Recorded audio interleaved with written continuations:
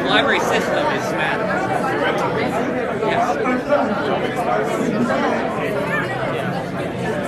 Okay, everybody. Hi, how's it going? Thank you all guys so much for coming. This is it's gonna be a really cool debate hosted by what's y'all's group's name? We're the Communist Party, y'all. And how can they get in touch with you? You can reach out to us at the party Instagram. We are at uf.communists, plural. Instagram at uf.communist, plural. Okay, the other side is Turning Point USA. We represent the capitalist side. I am a part of Turning Point USA. What do they, like, how can you get in touch with Turning Point? Turning Point UF on Instagram. We have a Twitter. We honestly don't use that much. We have a Facebook as well, same username. If you guys want to be added to the email list, hear about when we have speakers come to campus or when we do different events, you just scan that QR code and you'll find out about all of that. We have a GroupMe. You can come up to me if you want to be added to that. Yeah. Do you guys have any upcoming events that you guys want to announce? Make sure to vote in the next student government election. That is all. And I'm going to make a few announcements about some Turning Point stuff that's going on. There's some big conferences. If you want to go to TPUSA.com, Turning Point hosts really big conferences with tons of different speakers if you're into that sort of thing. Even if you're not into that sort of thing, you can always go and educate yourself, which is super cool. Some of the conferences have really big speakers. Donald Trump has come to some of our conferences. Tucker Carlson has come to some of our conferences. So there's a lot of really interesting stuff going on there. I know that there's got a lot of perspectives in this room. That's a really exciting thing. So we're going to do some logistics on the debate. First off, we have to be out of here at 8 precisely. Before 8. They need this room at 8. So don't move the chairs, please. They're using it for someone after us. So please be generous about it. Yeah, and with that being said, that means we're going to need to be debating promptly. So we do have a timer. The way that we're going to do this is we're going to have one executive member from each being able to stay up at the entire time, and then one of anybody can come up as another member. So we're going to have two on each side, the capitalist side and the communist side, and then we're going to be able to debate back and forth that way. After 5 minutes, the person who comes up from the audience goes back. So, or after they speak about whatever topic. We have questions that are pre-made, and we're going to be going through those. If you want to submit any questions, you can go to either one of our Instagrams and DM the Instagram and just ask the question there. That way we can keep questions filtered and keep it prompt. Right. Just because student government has some pretty restrictive campaign laws, I have to be clear that not everyone speaking on the communist side is a member of the Communist Party, and we are not responsible for the campaign speech that they may or may not engage in. That is all. Cool. All right. So disclaimer. The Turning Point, we don't vote for any. We don't say go vote for any candidate. So we're non-partisan, meaning that we're not going to say go vote for X candidate. As long as they're not. We are conservative. We are conservative. We don't endorse a political party Yes. or a candidate. Very openly conservative, but we don't go vote for an X, Y, or Z person, or go vote for or support X, Y, or Z legislation, that kind of thing. We are purely for ideas, so we won't be recruiting or voting anyway. Does anybody have any initial questions? We have 3 minutes. Okay, so. What are your Oh, I'm Browning. I work with Turning Point USA. I do get paid by them. I'm an employee of Turning Point USA. My name is Alfredo Ortiz. We've met president of the Communist Party here. So Abby Streetman, she is the president of the. Oh, you got it? Yeah, do it. Yes. Yeah, we're done. Oh, yeah. All right, lovely. All right, thank you guys so much for coming. My name is Jasmine Brown. I'm the vice president of Turning Point USA. This is the rest of our executive board. So if you see us around and you want to get added to that group chat that we talked about earlier, these are the lovely faces you want to talk to. Our president is Abby Streetman, treasurer Samantha Hoover, I don't know where she is, and our secretary is Leanna Dippy. I don't know where she is either. But yeah, and then I was going to go change plug our club, but so yeah. Debate-wise. So I'm going to be one of the moderators, and Yes, my name is Aaron. I am an executive member of the Communist Party and the Vice President of the Young Democratic Socialists of America here at UF. And I will be helping to moderate the debate and keep things clean. I'm moderating Ashton AG. I'm also a Communist Party. You have to leave in 20 minutes, then I'm moderating. And I will be moderating. So, just some baseline rules. Listening is more important than speaking. I know everybody has their piece to say, everybody has an opinion, love to hear it, but also love to hear other people. So listening is more important than speaking. Keep your responses brief. We're on a timer. We gotta go. Be respectful. We're debating ideas, not people. So just don't be rude. No personal attacks. Keep it civil. The word is decorum. Decorum. Yes. Wait your turn, whether you agree or disagree. I know everyone wants to add in their 2 cents, but wait your turn. If it's not your turn to speak, just make sure that you're letting people finish their entire thought. No bickering. We're not going to do this whole back and forth situation. We're going to do statements, rebuttal back. We're going to keep it within the time constraint. Also, no sider conversations. I know a lot of you are here just to spectate or watch the debate, and I know a lot of people like to have like their little kikis to the side. Keep it to a minimum. If it gets too loud, we're going to have to empty the room, and I don't want to have to do that. And yeah, audience, please keep silent, and be respectful of the friendly debate. So, if there are no further questions, that would be what I'll do. All right. We're Browning just Browning, are you debating first? What? Would you like to debate? Sure. All right. Who else from the Turning Point side? Landry, I know I heard something that you wanted to say. I'll wait. You want to wait? You want to debate? If nobody else wants, I'll sacrifice myself. Yeah. Cool.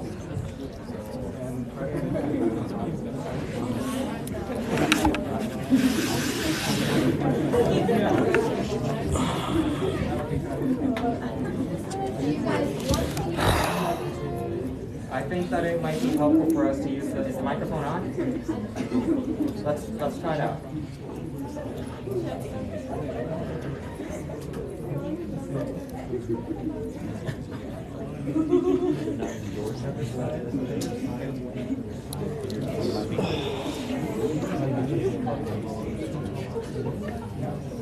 What?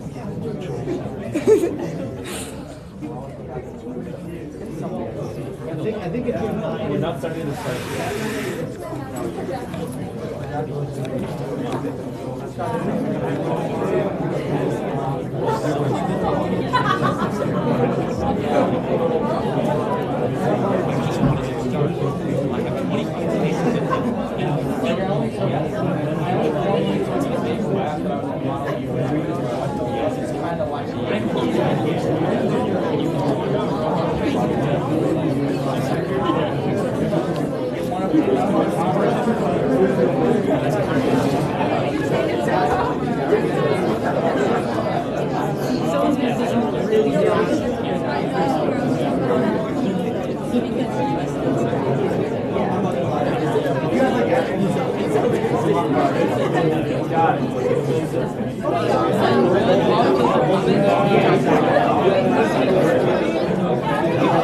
Okay, everybody. All right, cool. So, first question that we're going to have is, what is the difference between capitalism and communism? So, whichever side wants to start first. Go ahead. All right. Hello. I think that it is very important to understand communism versus capitalism for what communism is. And I think that the best way that that can be accurately explained is through the simple definition of communism is when the working class democratically controls the means of production. You might remember those as land, labor, and capital, whereas capitalism is the private ownership of those means of production. That is all I have to say. All right, I like to go. He has a pretty good definition. I like to go a step beyond that. So, one of the main emphases of capitalism is by the work of Adam Smith in his The Wealth of Nations, which emphasizes the importance of the free market. That's all I have. Okay. Yeah, thanking off Alfredo, the communism involves like the workers' means democratic ownership of the means of production. What that translates to in English is that all workers have a say in how the workplace is run. We live most of our lives in the workplace. We live most of our lives doing work and basically being told what to do under capitalism, because under capitalism it involves the private ownership of the means of production. So because the workers do not have ownership of their workplace, they are basically placed in a position where they have to be told what to do. So, in my definition of capitalism versus communism, so capitalism is, in fact, the private ownership of the means of production, which, as a representative of the capitalist side, we believe is a good thing because that provides personal incentive and provides a way for people to go, okay, I see an opportunity, I can now go take on that opportunity and be returned for my investment into that opportunity personally. So it's private ownership of your efforts, private ownership of your time, private ownership of your abilities. Your abilities and your efforts and your time and your life do not belong to anybody else but you. It's not a communal thing, not communism. It is a private ownership. So you're an individual, and we respect people as individuals from a capitalist perspective. Communism is what I do agree with their definition. It is the communal ownership of the means of production, which in my estimation, and through lots of reading, I'm not going to say that I'm most read on this, but through lots of reading, it doesn't necessarily work because there's not a personal incentive. Go ahead. So how do we? I don't know. You guys want to answer the next question? So, do you don't want to refute anything that I said? I would like to posit a question. Okay. So I think that, I forget your name, I'm sorry. Browning. Browning? Yes. Browning brings up a very interesting point. I don't necessarily agree with it. I would like to get some clarification on what it is that he is saying. I understand that under capitalism, it may seem like you have some sort of personal control over what it is that you do in the workplace. And yet Anthony explains that in a capitalist business hierarchy, it is the boss that tells you what it is that you need to do. So I would posit the following question. Why is it that we consider capitalism to be the maximization of personal liberties in the workplace when those workplaces are not democratically run? What is more sacred than your right to vote and decide how it is that you are going to use your time in your workplace than as a tool to defend your individual rights?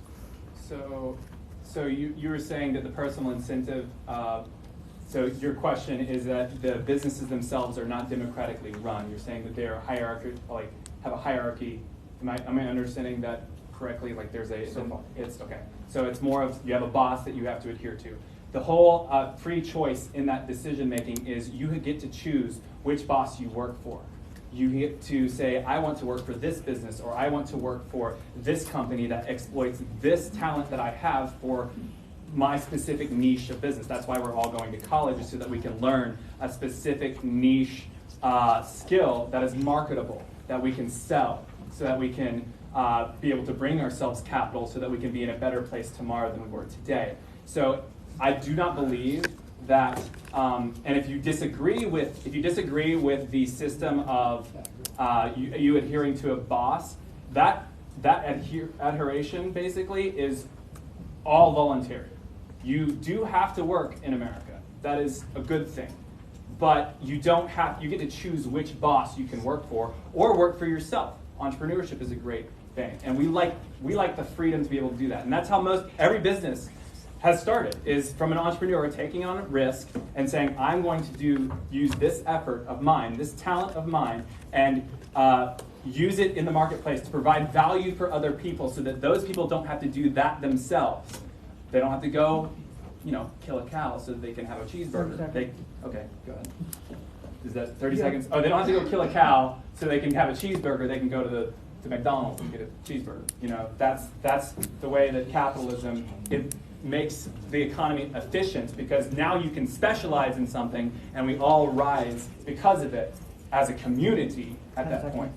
And then I think that there's more benefit as far as value provided for other people if it is personal incentives in the marketplace. And also, I'd like to take a step above that. Like Jeff Bezos, Steve Jobs, all of these great entrepreneurs, all of these people that created the devices like the iPhone and a lot of things that we take for granted now, had the entrepreneurial spirit within it. So that's all I have. The opposition. Of course, yeah. Sorry, what was your name? Browning. Browning, right? What was your name, sorry? Anthony, but I go by Ant. So you bring up a very interesting point about how under capitalism, the idea is that we grow as a community based off of our individual efforts, I believe. Is that the idea? Individual efforts and personal incentives and talents, which each of us are specializing in because of college.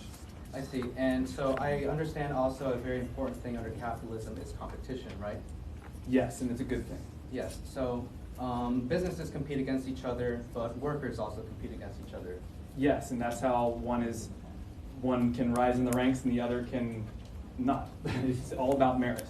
Right. Okay. So my question is, if people all have, say, the same common goal, say if you have a farm where there are 3 people who work it, and their communal goal is that the farm works well.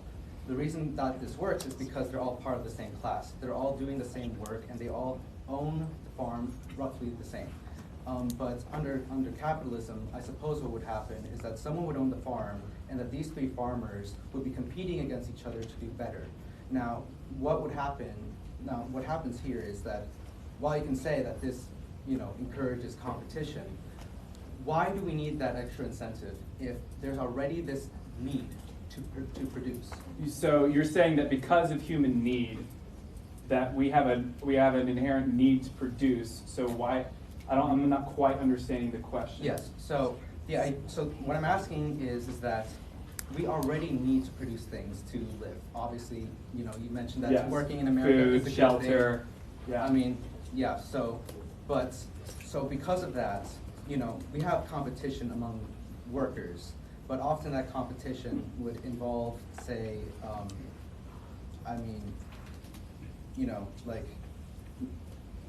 so workers would have to be like competing against each other, but is that always a good thing in that, does it really bring people together, or does it kind of like make people antagonistic against each other if they have to be competing against each other? It depends. So it depends on what thing that you're providing. For example, we're all going to end up being workers, regardless if it's under a communist or a capitalist system. We're all going to end up having to provide value for somebody else and ourselves. So, I believe that the best incentive to being able to do that is through a capitalist system, because I benefit from your specialization. What do you study? Psychology, philosophy. Psychology. So if I have a mental problem, I can come to you because you're an expert on that thing, and I'm not. Okay. Right? So same as there's a construction worker. He's the expert on that thing. That means that he gets to do that thing, and while you get to do what you're good at, and y'all trade with money, and you'll have an incentive to do that because there's more efficiency there. So rather than some body or some group saying you have to do this, or my business owners, since you're the boss, and if it's a communist, democratic, socialist business, the workers own it, correct? Yes. Okay, so if they basically tell the bosses what to do, then they're really the bosses, but the market should be the boss because people have needs. So we have a need to sit down. So somebody has to produce that chair. So that means that the chair builders are more efficient at producing the chairs than you would be at producing that same chair. So there's a specialization there, which means that I don't have to, a business doesn't have to work on building chairs for all their workers. They can work on selling drones or whatever, providing internet or providing whatever it is, because now we are all specializing in the different things, and that is good because there's a huge efficiency and everybody's lifted. So I don't think that a top-down, somebody saying, you have to do this regardless of your specialization. All right, let's give 1 minute for the opposition to respond. Either one of you, if you want to make a final closing And statement. then we will. Then we'll move on to the next question. Well, I think I have a grasp of what it is that you're saying, and I want to land on the idea that there's a top-down structure telling someone who doesn't have a particular skill that they need to produce that particular skill. That seems to me like there is a hierarchy that we oppose generally under socialism and communism. I don't think that when the workers become the owners of an enterprise, they become immune to market pressures. Workers still feel the demand for the food that they need to eat. And if these workers are farmers, then they will produce that food. If these workers understand that there is a livelihood to be made in producing food for other people, then they will continue to produce that food. That's all. Okay. He has 20 seconds left. Oh, no, I'm good. Okay. So, our next question is, do we have any volunteers from the crowd for the TPUSA side? I believe we want to talk about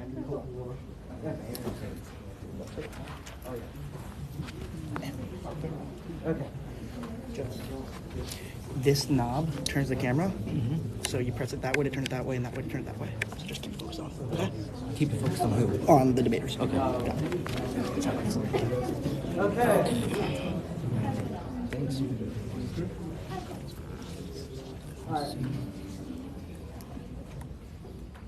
All right, so our next question is, or the next question is, should the government control the means of production?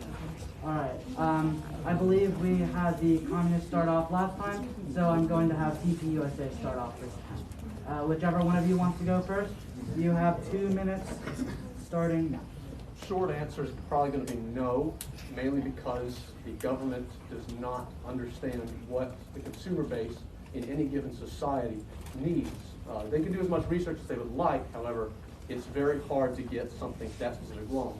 The reason that capitalism works so well at controlling the means of production is because it knows just how to specialize, and it has the market as a reactionary measure in order to tell it what it needs. So what society needs. Okay. Yes, I don't believe the government should own the means of production at all. And the reason is precisely what he said. There's a disconnect between people sitting in an office and the people spending their money. You know what you need more than the government knows what you need, because you're you. You know that you're tired, you know that you're hungry, you know that whatever, at any given moment, and so therefore you can spend that money more efficiently than the government saying, okay, you're going to, because in an ideal communist society there is no money, no currency. Am I correct in saying that? I would assume so. Mayor's a bit more learned on theory than I am, so I'll let him speak. Okay, so in an ideal communist society, there is no currency or money, which means that somebody says, you're going to take from this store whenever you need it, just what you need, not more than anything else, so that other people can take from that store as well. And that comes from the book, The Naked Communist by, I forget who it's by, but it's a cool book. You know, I think that this is one of those situations where we have a lot more in common than we might think at first glance. I would agree that a communist movement, being a movement for the working class, should not be told by people in offices what it is that they need. That is why I don't think that government should control the means of production. If you remember the previous question, I said communism is when the workers own the means of production. Government is not the working class. Government is a bureaucracy. Now, if that government is democratically run and structured, then we get into some more interesting questions about, do people show up and take what they need, or is there some sort of market that the government attempts to regulate, things like that. But generally, I would agree with the opposite side in that generally government should not control the means of production. That is the right of the working class.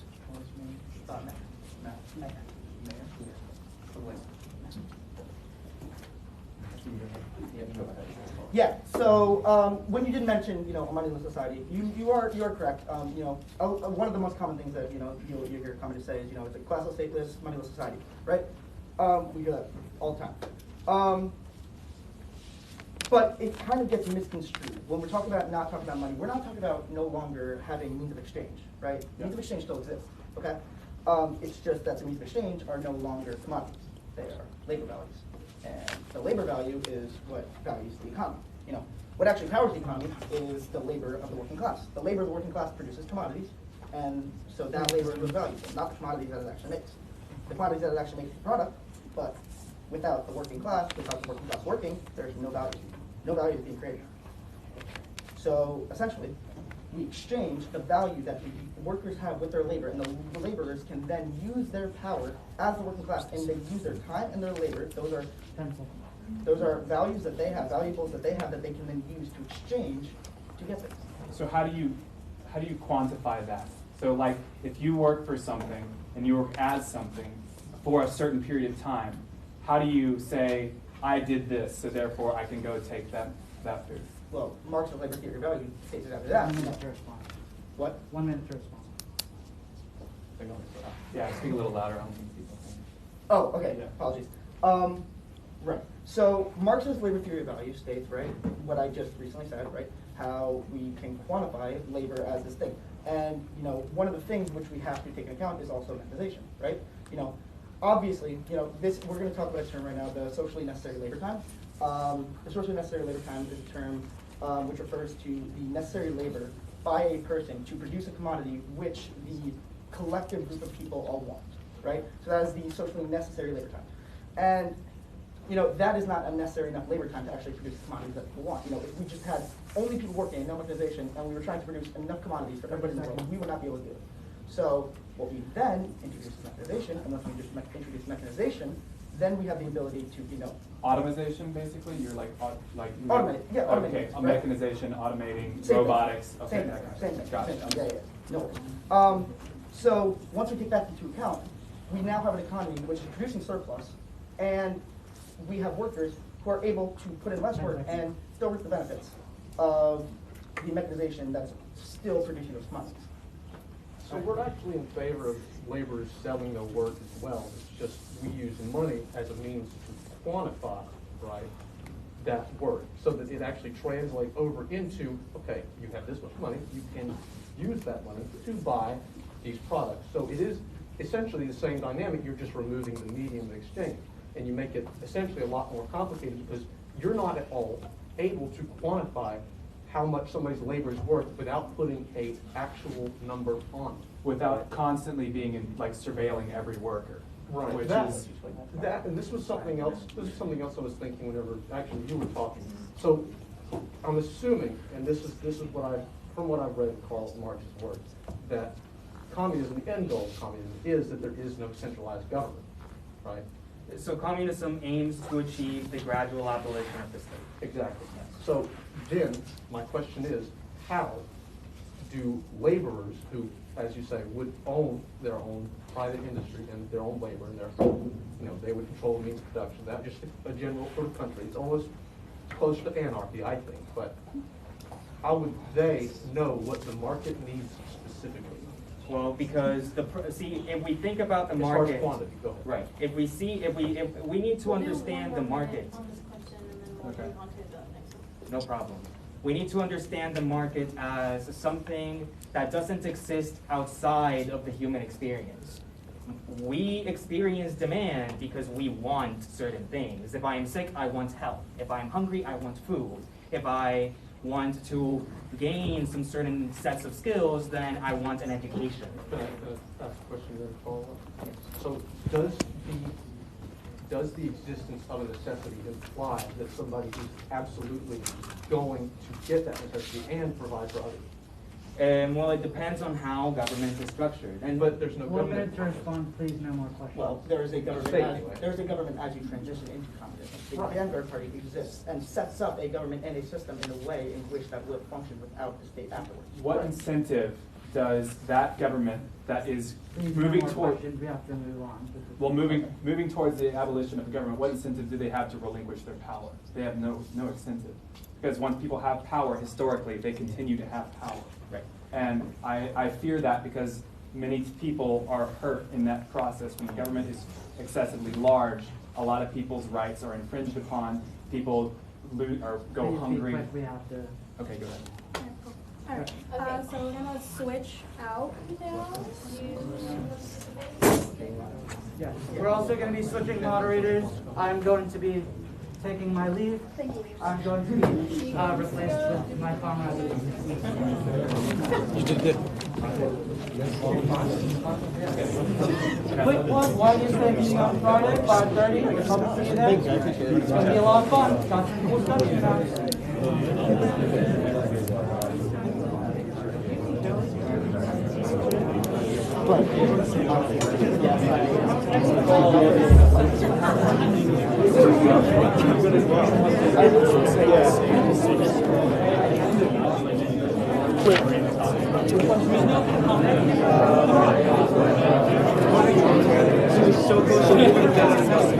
So close to breaking the program.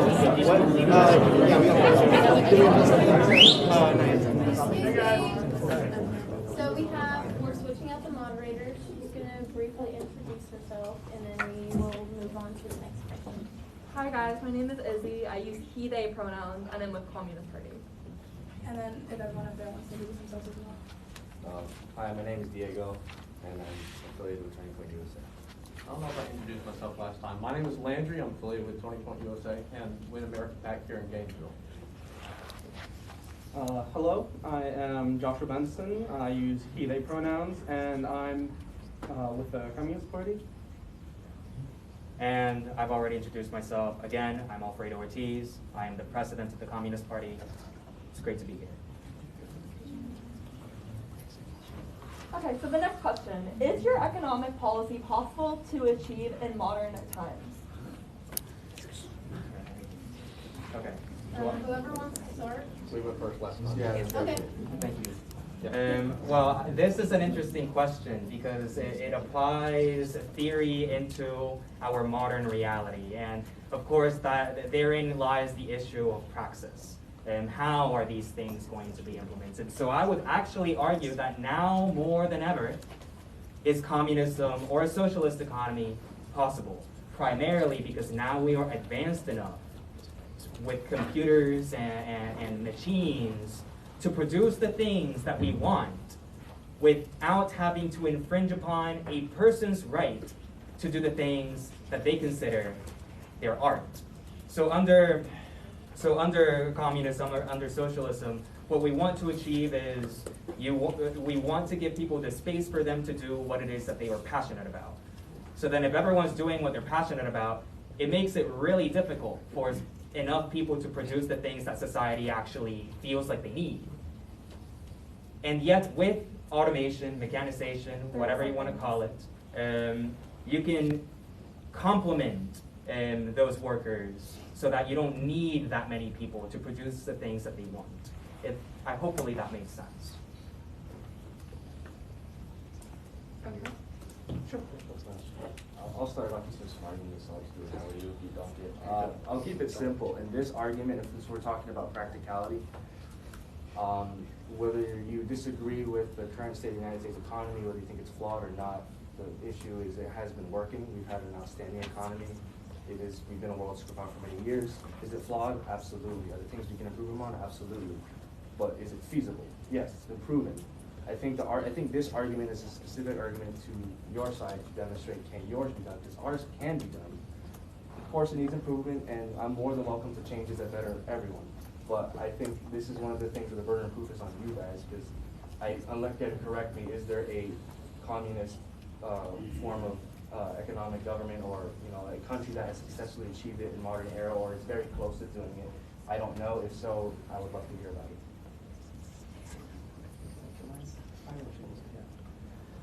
So, in terms of burden of proof, there are many areas of the world that go on to implement communist ideals into their government and into their economies, but there's also a number of countries that go to implement capitalist ideals and capitalist policies into their economies. And the instance of, is there proof? You always see the people online, it's not true communism, not real communism. there's always people who say it's not true, but I'd also like to point out nothing that exists today is true capitalism. The full government removal of interference and regulation to allow the market to run freely as well doesn't really exist either. And so the important thing to recognize about communism is that there is the beginning in which the government is involved and helps be responsible for implementation, and there's the point in which they transition away. As of now, the main focus would be to implement the initial stages, and in doing so, we have the technological ability, we have the economic cushions to do so and begin that transition, and I do believe that it's a matter of transitioning. Yeah, so y'all keep referencing back to technology, that we have technology right now. And I'll admit, it's pretty daggone impressive right now, but we can do a lot with the technology that we have. My question is, what happens if we lose that technology? Okay. So it's like, for example, the end of the world sort of scenario, human peak, that sort of thing. I guess that's what I'll leave. I mean, you know, if some zombie apocalypse were to happen, right, and we lose our access to technology, then I think that we would essentially kind of like find ourselves backtracking into a sort of like tribalistic sort of social structure, which I think is much more close to socialism than it is capitalism. I do think that I want to focus on the question of not necessarily burden of proof, and we can disagree on that. But I do think that there is an interesting question to approach as far as, oh snap, I'll desist. It'll come back to me, and if it's relevant, I'll bring it up again. Can I go off what you were saying? Sure. So in the event that we do lose in a large amount the technology that we have available to us, then simply we would go back to the pre-technological times of hunter-gatherer societies, places where we did not have money or currency to actually govern who has what. When human evolution initially started before the advent of major civilization, we were in communities that focused on helping each other, that focused on the good and the survival of the group rather than the success of the individual, because the success of the group was tied directly to the success of that individual. Someone goes out and forages for berries and hunts for meat and gets water, and the tasks are split evenly amongst the tribe. People who are good, people going to training for the things that they're interested in, and we survive off of our teamwork, no capital necessary. And then 1 minute for the rebuttal, and then we're going to change questions. All right. I don't want to talk about hunter-gatherers because I don't think that's relevant to what we're talking about. If the world ends, I'm going to be worried about a lot more things than what government system we're going to be implementing.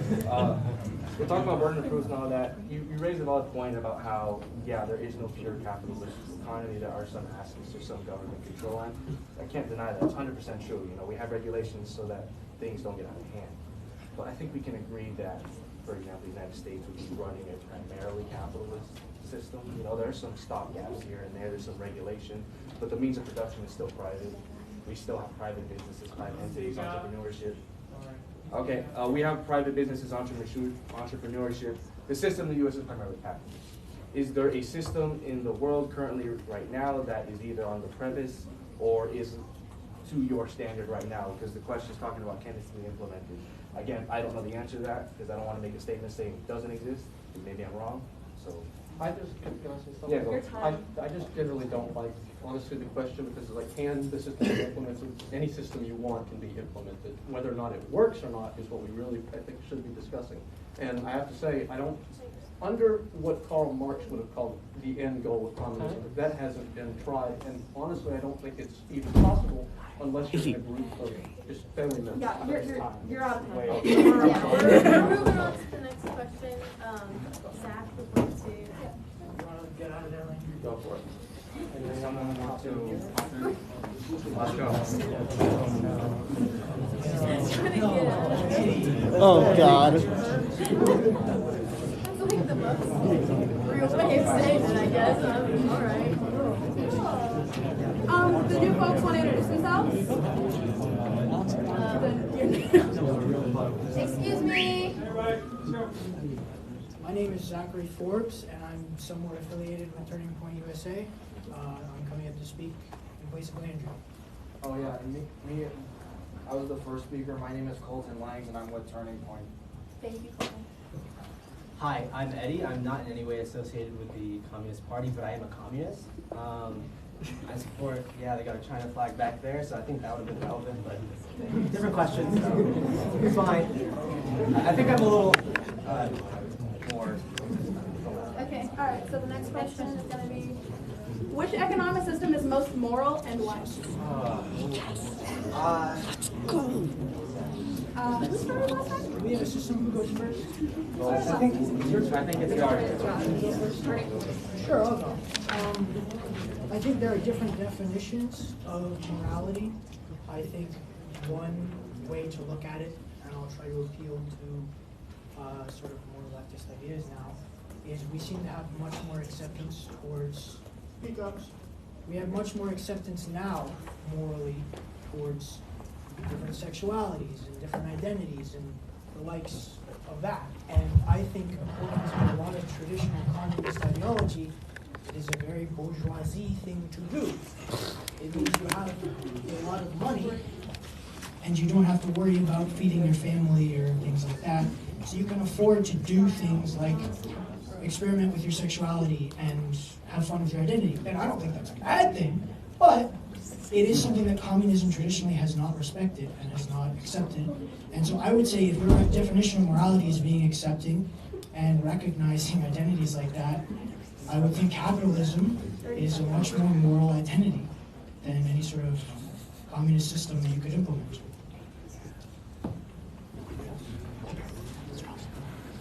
Can you hear me? Yes, you can.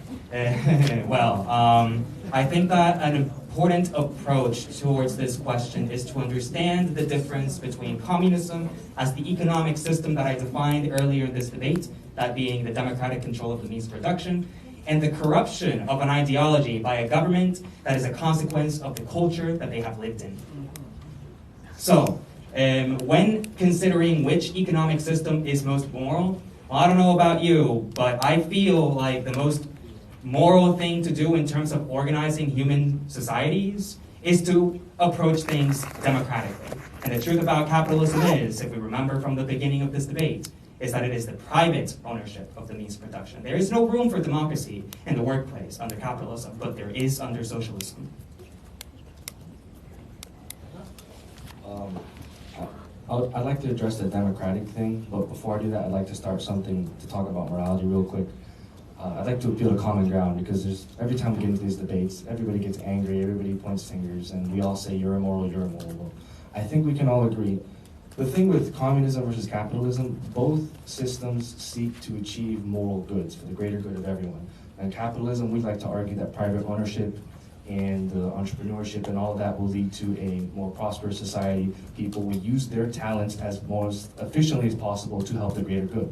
In your guys' system, you feel that the common ownership of the means of production is the more moral way to make sure that everybody uses their talents for the greater good. At the end of the day, we want the greater good. We want people's talents to be used at peak efficiency, to innovate, to help others, to create new technology, new discoveries, new medicine, new vaccines, whatever.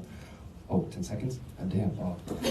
Anyway, talk about democratic ownership. If you have a group of 10 people and they all want to run something and we all want the greater good, but there's one person among the 10 who's a leader who knows how to manage them better and knows how to get that group into peak efficiency, I would argue it's more moral to have that guy in charge of the other 9 than all 10 vote on things at a less peak efficiency level.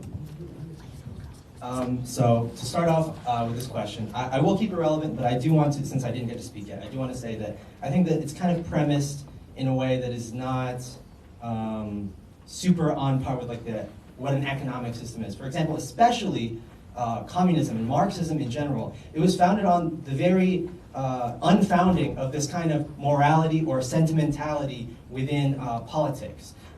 Economy itself is oikos nomia, which is to say in Greek, oikos is like a household, it's like a family, the culture of the family, and the leadership of the family, etc. So it's the management of that household. And precisely the point of communism was to remove, and this is why they didn't like things like stock markets, etc., because it removes speculation. It removes what is called in modern Marxist economics the fire economy. 10 seconds. Finance, insurance, and real estate. Basically, it's not about morality at all. It's about separating the individual ideologies and creating a truly fair system free from monopolies, bankers, gas monopolists, etc. That's the point. Okay, I would say in rebuttal to that, I do not believe that this idea of fairness is a natural thing. I don't think it exists. I think everybody's born into different situations. People are born with disabilities. People are born into poorer circumstances. And claw and scream as you may, that's not going to change. And I think that when you take democracy and you say it's more fair, if there's a group of 4 people and 3 of those people want to beat up and kill the 4th guy, then it's fair. That's democracy. You know, more people want it than the other guy, but it puts the minority at a disadvantage and it screws them over. And I think that if we're looking at fairness and morality, that's not a moral system to have. I think you need to have some sort of government structure that says, hey, we can't do these things. These are your rights. You have access to this, you know, you have access to self-defense, to shelter, to whatever. And, you know, if somebody tries to infringe on that, vote as they may, even if the majority wants to take that away from you, they can't, because you have that right and you have a system that protects that right with firearms, force, whatever.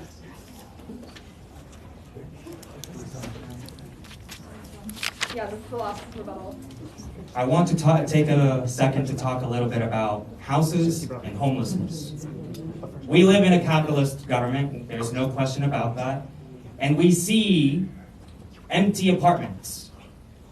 Apartments that could be filled by the homeless if only they paid to their boss, the boss of whatever apartment complex, the owner. And yet that doesn't happen under capitalism. The homeless stay homeless because they simply can't afford to contribute to that man's, or now any person's, profit. I want to talk a little bit more about the similarities between the fear of mob rule and something that kind of resembles the divine, quote-unquote, divine right of kings to rule. I think that we've moved past those days. I think that we have acknowledged that we are moving away from those authoritarian systems of government, and that we are moving towards democracy. Sorry, yeah, we don't have much time left. I know it's, we're gonna move to the next it sucks. Would anybody like to swap out on either side? I swapped in for turning point. I'm not affiliated, but I swapped in. Oh yeah, just so you guys are aware, we're not speaking on behalf of the Turning Point USA National Organization. These are our members and their opinions.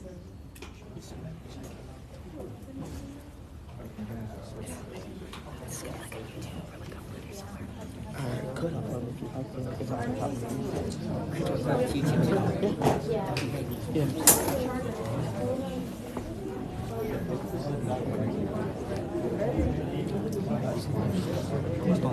We've had like 8. Yeah, awesome. Yeah. So we're all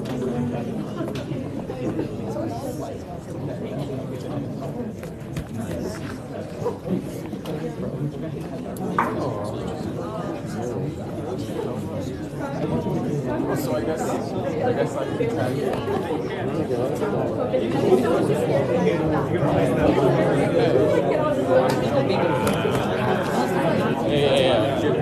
Yeah. Oh yes, there's here in the. Bingo.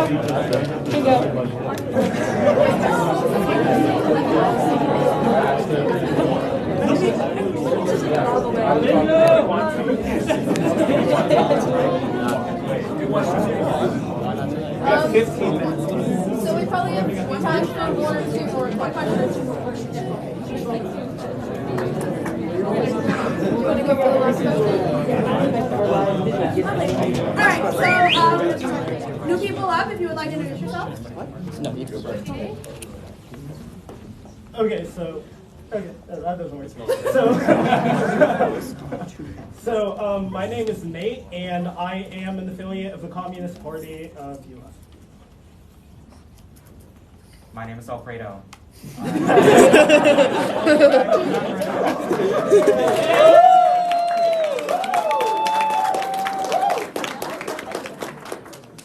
My name is Francis Capper. I am not affiliated with Turning Point USA. I am a journalism major. I'm a junior standing freshman here at the University of Florida.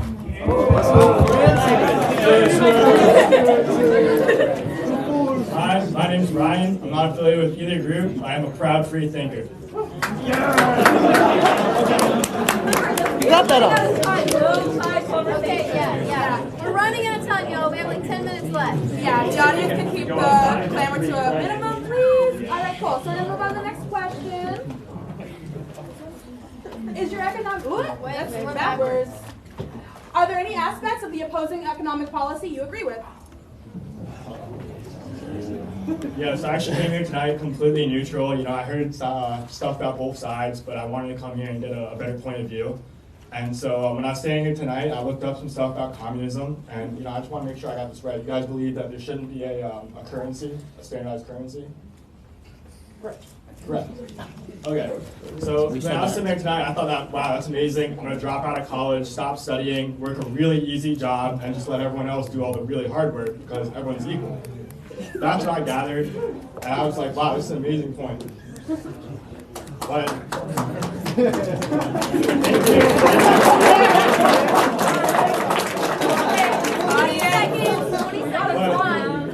then I realized the harsh reality of life and how I can't actually do nothing, and I'm at school for a reason, to work on a specialization and contribute to society.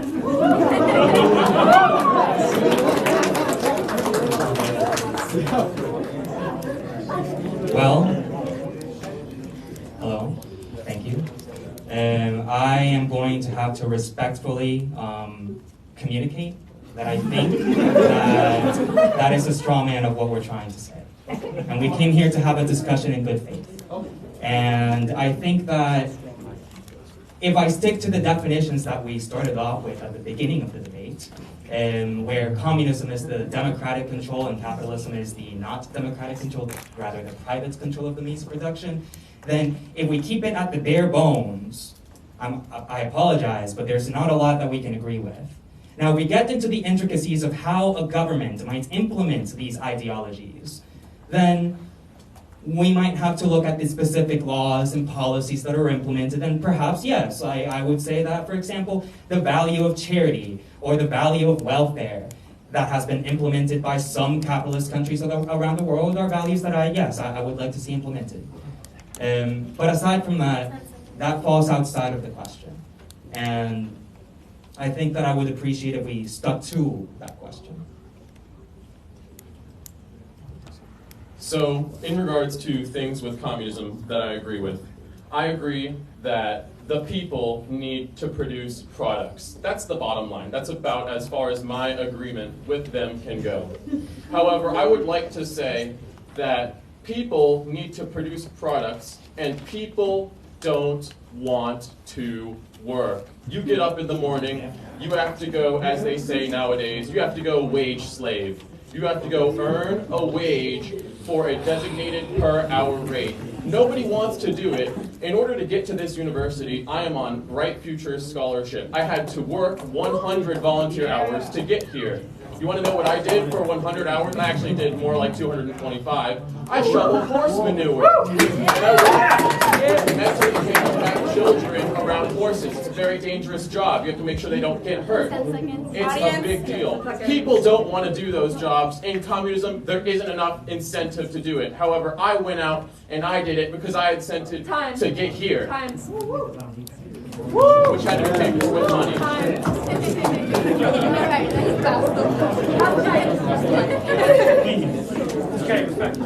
Okay, so there is a part of capitalism that I agree with, and that is the limited government interference. However, what I disagree with is the method of which they do it, which is through exploitation of laborers, exploitation of our identities, and exploitation of basically the poor in our society. Eliminating the poor in our society, actually. So under capitalism, yes, they say that there's some incentive to work.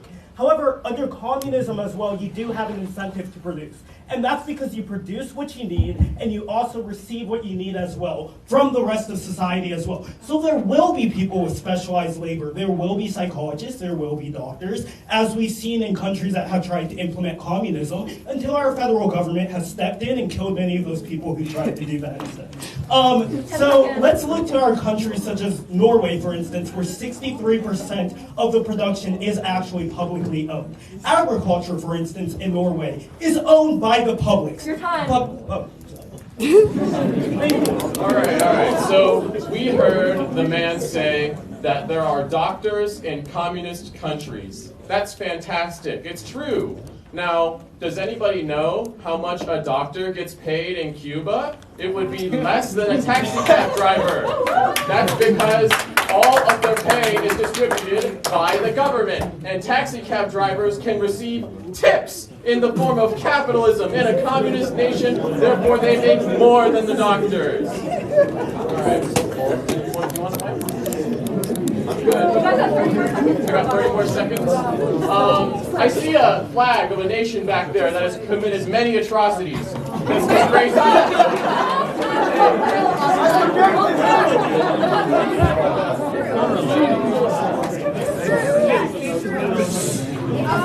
So that was the end of this question. We have a couple questions that we got from social media for both sides. So if anyone would like to come up and answer those, we can do that. We have like 10 minutes. So we actually have like 5 minutes. We gotta be out here by 8. If you guys want to relocate, we can. We can go to the amphitheater. It'll be a little chilly. well, they're being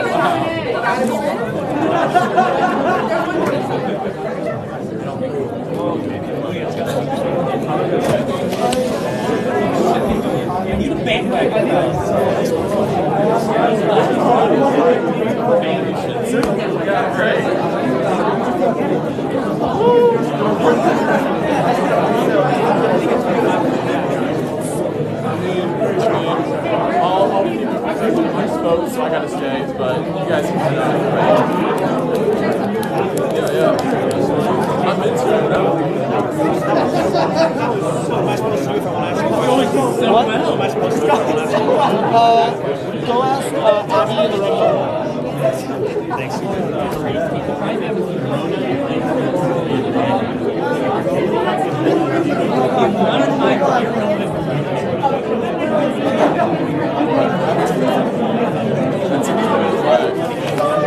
Oh, damn, I shat on you too. Quiet! You can't use the amphitheater, that's fine. I just need every single one of you out before 8 o'clock. Okay. Yeah, I would do that. All right, cool. The amphitheater at the end. All right. So last couple questions. I've just summarized questions that we got in our social media DMs. One's just for each side. So since the communist side has a mic now, the question that we have for communism is: how do you account for laziness or people who benefit from the work that others have done, like others who have worked more than they work less and they still get paid? I think that's a great question because it's one of the things that is often misunderstood about not just communism and socialism, but just welfare in general.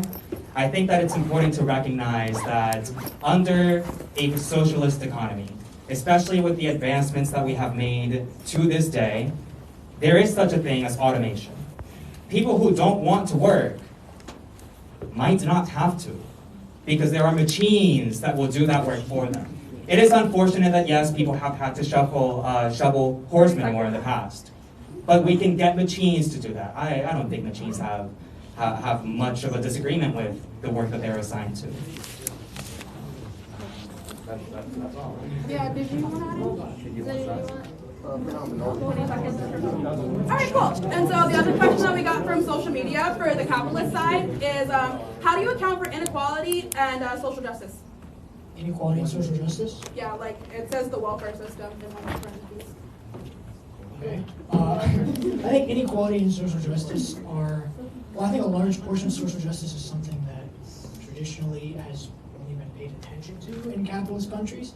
I think we have the great opportunity to do that because we're successful, because we can take care of ourselves, and we see, oh, this person is more disadvantaged than us. And so I think that it's great to have programs that go into poor neighborhoods and help people to get up off their feet. I think it's great to have charities. I think it's great to have people that are more fortunate than others who are willing to help out the people less fortunate than 30 them. seconds. But I don't think it's possible to implement a system where everyone's at the same level. You know, life's not a video game. You don't all start at the same place. Nature's unfair. You're born into a rich family or a poor family or a middle class family. That's just how it is. Right? There's no way to change that like life's some sort of simulation. So I think the best we can do is give people the opportunity to rise up and to work and make money. I don't think we can make people all start in the same place. I think that's a fool's errand, and it would be worthless to try to do that. All right, cool. And for the last couple minutes, if anyone has any final remarks from either side. Hey, let me just introduce myself. I'm Rodrigo. I'm not affiliated with the Communist Party, but I'm here to argue their side. Just now, the other side said that it's a fool's errand. I'll quote that, to try to make the system fair. I'll say right now that I completely disagree with that. I think we should do our best. We should implement our best efforts to make this country a fair place where we can all start as close to the starting line as possible. And I think communism aims to do that. Whether or not it can be implemented in the US with mechanization, I think that's a future topic, and I think we're getting there closer and closer, but we shouldn't just disregard it.